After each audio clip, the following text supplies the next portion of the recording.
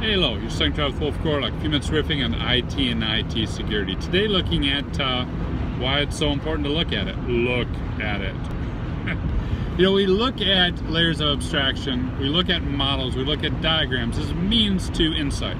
So for example, if you're trying to secure something, you may have 4 or 5 diagrams, right? You may have a diagram that shows the business process, what people are doing. You may have a diagram that shows the data flow, how the data flows through the system. An infrastructure diagram, what servers support the data and the data that flows to the business process. You may have a network diagram, right? Your firewalls, your routers, your switches, your infrastructure that supports those servers in the entire system.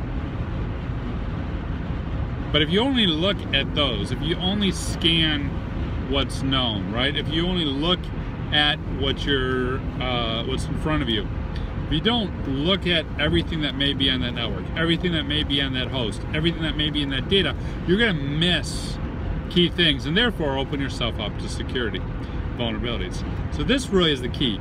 Scan and look closely, scan and look frequently at your infrastructure components, at the data, at the servers to find weaknesses.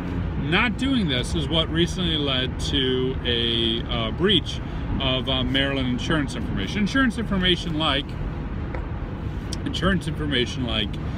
names, addresses, social security number, insurance information like claims data and the National Claims Database. This was all on a server, and this server was publicly accessible on the internet. And this server with this publicly accessible internet port also had backup data, and within that backup data had all the things I mentioned. They found it. Vulnerability researcher found it while scanning. He found it, he notified them. They've now cleaned it up.